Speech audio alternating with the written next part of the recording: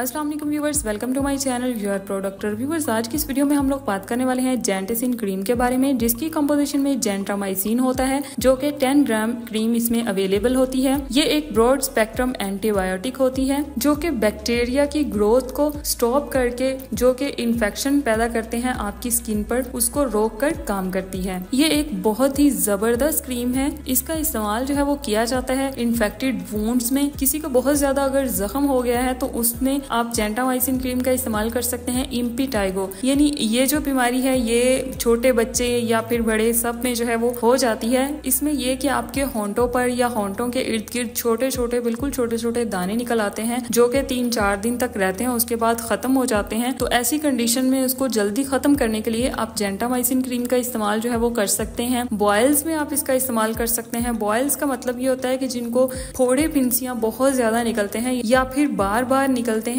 तो ऐसी कंडीशन में जो है वो आप जेंटामाइसिन क्रीम का इस्तेमाल कर सकते हैं। फॉलिकुलाइटिस में इसका इस्तेमाल किया जाता है। फॉलिकुलाइटिस जो है ये इन्फेक्टेड हेयर फॉलिकल्स यानी आपके बालों में जो है वो छोटे छोटे दाने निकल आते हैं, जैसे बालों की जड़ों में जो है वो दाने निकलते हैं जो कि पस वाले होते हैं। तो ऐसी कंडीशन में आप जेंटामाइसिन क्रीम का इस्तेमाल कर सकते हैं। बर्न्स में आप इसका इस्तेमाल कर सकते हैं, यानी अगर आपका हाथ जल गया है या जिस्म का कोई भी हिस्सा जल गया है तो उस पर आप जेंटामाइसिन का इस्तेमाल कर सकते हैं। अगर आपकी कोई प्लास्टिक सर्जरी हुई है तो उसके जख्मों को ठीक करने के लिए आप जेंटामाइसिन क्रीम का इस्तेमाल जो है वो कर सकते हैं। और आपने इस क्रीम को इस्तेमाल कैसे करना है, तो इस क्रीम को आपने दिन में 3 से 4 दफा इस्तेमाल करना है अपने इन्फेक्टेड एरिया पर, या फिर जैसे आपको आपका डॉक्टर प्रिस्क्राइब करता है वैसे आपने इसकी डोज जो है वो अप्लाई करनी है। नेक्स्ट इसकी वार्निंग में ये कि अगर आपको इसमें मौजूद जेंटामाइसिन से एलर्जी है तो आपने इसका इस्तेमाल जो है वो बिल्कुल भी नहीं करना। नेक्स्ट और लास्ट पे अगर हम लोग देखें इसकी प्राइस के बारे में, तो इसकी जो प्राइस है ये आपको मार्केट से 27 रुपीज में किसी भी मेडिकल स्टोर या फार्मेसी से इजीली मिल जाएगी। इसी के साथ ही मेरी आज की वीडियो खत्म होती है। अगर आपको वीडियो अच्छी लगी है, इन्फॉर्मेटिव लगी है, तो मेरे चैनल योर प्रोडक्ट को सब्सक्राइब कर दें और बेल आइकन को प्रेस कर दें ताकि मेरी हर नई आने वाली वीडियो आप तक बआसानी पहुंच सके। मिलते हैं नई वीडियो में, तब तक के लिए अल्लाह हाफिज।